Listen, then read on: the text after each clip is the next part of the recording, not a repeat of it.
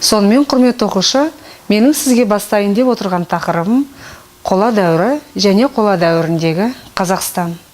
Қола дәуірі, құрметті оқушы, сіз байқасаңыз, мен тақтаның жоғарғы жағына қола дәуірінің хронологиялық шеңберін жазып ұсынып отырмын. Қола дәуірі біздің заманымыздан бұрынғы 2800 жылдар аралығында басталып, 900 жылдар аралығында аяқталған. Қола дәуірін қола дәуірі деп атайтын себебі, адамзат тарихының тас дәуірі, қола дәуірі, темір дәуірі деп аталатын 3 кезеңге бөлінетін болса, сол дәуірлердің ішіндегі ең үлкен бір кезеңдердің бірі қола дәуірі.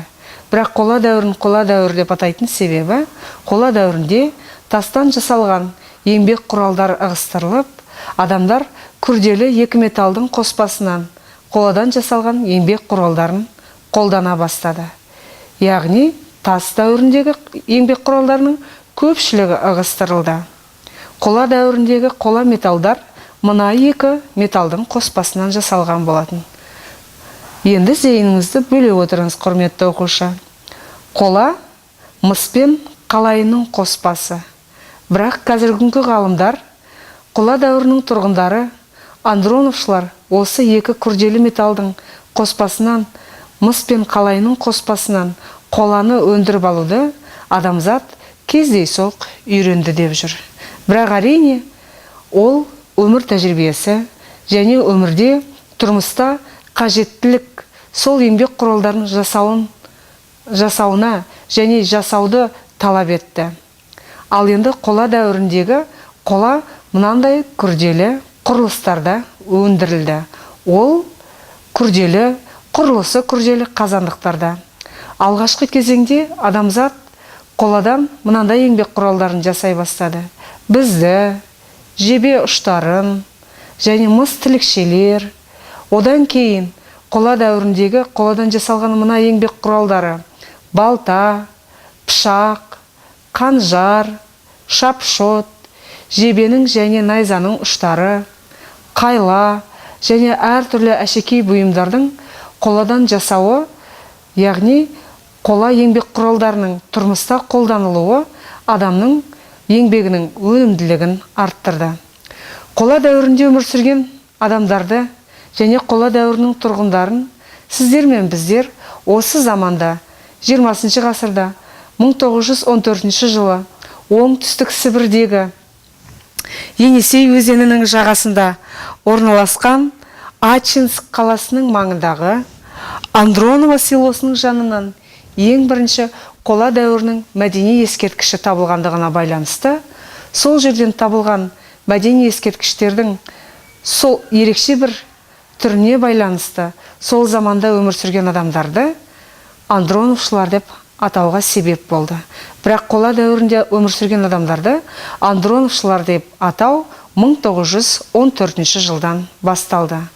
Сонымен қола дәуірінде өмір сүрген адамдардың андроновшылар, олардың бет әлпеті европеоидтық. Қола дәуірінде өмір сүрген адамдардың бізге қалдырған үлкен мәдени мұрасын біз Андронов мәдениеті деп атадық. Бірақ Андронов мәдениеті шығыста Енисей өзенінен басталып, батыста Жайық өзеніне дейінгі аймақтарға тарады. Солтүстікте Батыс Сібірдің орман алқаптарына дейін, оңтүстікте Памир тауларына дейінгі аралықта осы үлкен қола дәуірінің мәдени ескерткіштері таралған аймақ болады. Сонымен, құрметті оқушы, көңіліңізді бөліңіз. Андрон мәдениеті шығыста Енисейден, батыста Жайыққа дейінгі аралыққа тарады. Бірақ мен сізге ұсынып отырған мына картада Қазақстанның солтүстігіндегі Петровка және Боголюбово деген жерлерден қола дәуірінің қоныстары табылды. Петровка және Боголюбовода солтүстік Қазақстанда орналасқан қола дәуірінің мәдени ескерткіштері табылды. Ал Қазақстанның орталығында Беғазы және Дәндібай деген жерден кейінгі қола дәуірінің ескерткіштері, яғни біздің заманымыздан бұрынғы 12-8 ғасырлар аралығында таралған кейінгі қола дәуірінің мәдени орындары табылды. Бірақ Беғазы Дәндібай мәдени ескерткіші мынамен ерекшеленеді.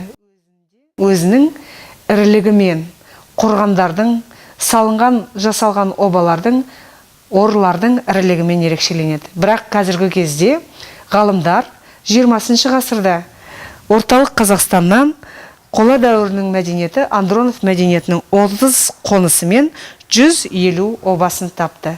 Бірақ қола дәуірі мәдениетін жоспарлы түрде 1946 жылы Әлкей Марғұланның зерттеуімен зерттей бастады. Қазіргі кезде ол мәдени ескерткіштерді зерттеуді Әлкей Марғұланның шәкірттері жалғастыруда. Сонымен, құрметті оқушы, мен келесі сабағымда сізге қола дәуірінің мәдениетін әрі қарай жалғастырам.